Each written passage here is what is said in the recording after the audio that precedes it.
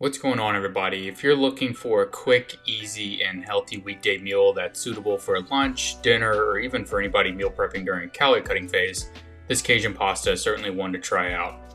We're going to start off with cooking 230 grams of penne pasta, and we like to use the Banza brand for our pasta, which is higher in protein versus traditional store-bought pasta thanks to its chickpea base. You should be able to find this at a Sprouts or a Whole Foods, but Amazon has it as well if you can't find it at your local grocery store. Now once it's almost done, take one out for a quick test, burn the absolute living shit out of your tongue because you have no patience, and then drain the pasta like nothing happened. And you can set this off to the side since we'll add it back in later. Now once that's drained, we'll get on with our chicken, for which we're using roughly 500 grams of chicken breast here. And you'll notice that I'm pressing it down pretty firmly on the pan. I just want to make sure the bottom of the chicken is in contact with the pan to help get an even crust. We're going to season the chicken with 1 tablespoon of salt, 1 tablespoon of black pepper, 1 tablespoon of garlic powder, 1 tablespoon of smoked paprika, 1 tablespoon of onion powder, and 1 teaspoon of cayenne pepper. And obviously you can adjust these seasonings up and down based on your preferences. For instance, I'm only going to hit one side of the chicken with cayenne pepper because I don't want it ridiculously hot. So if you're going to use more cayenne, just be mindful of how much you use because the heat will sneak up on you. Now we'll flip it over to the other side and season the breast with the exact same seasonings.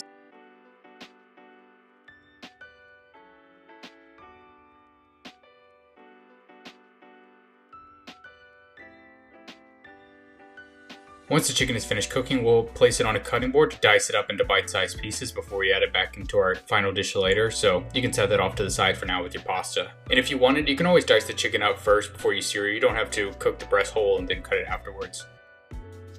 Now that our chicken is chopped up, we'll get on with our vegetables, or more like vegetable, which will simply consist of 75 grams of shallots. And notice that I'm using the same pan here that we seared our chicken in. There's a lot of flavor embedded in the fond there, and as our vegetables sweat off and we add more liquids later, we'll pick up the fond off the bottom of the pan as we cook the rest of the dish.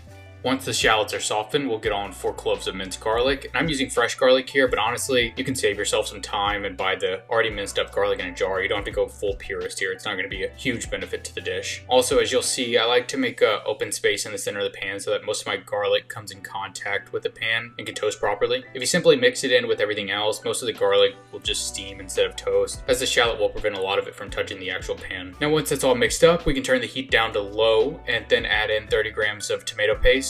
And we want to let the tomato paste cook for a second to cook out the raw flavor, so we're going to give that 30 seconds or so. Once we've mixed that well, we'll then follow up with 226 grams of whipped cream cheese, and then we'll mix that in as well.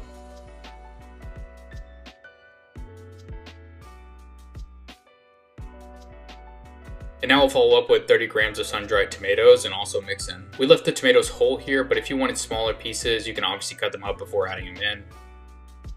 Next, we'll add back our pasta and then our diced chicken.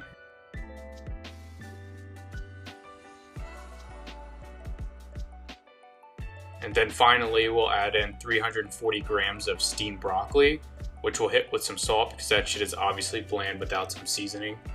Now we'll attempt to mix this up to realize that the pan I used was entirely too small to do any thorough and easy mixing. So before you make this, make sure you choose an appropriately sized pan big enough to handle all the ingredients and don't make the same mistake I did. And finally, to create a smoother, creamier texture, we'll add in 75 grams of chicken broth or stock, whatever your preference is, and mix that in as well. And if you wanted, you can certainly add in the broth right after you add in the cream cheese. You don't have to do it right at the end. In fact, it might be a little easier doing it earlier than at the end like I did. Anyways, there you have it, a simple and easy creamy Cajun chicken pasta, which, depending on how many calories you're looking to consume per day, will create 4 to 5 servings.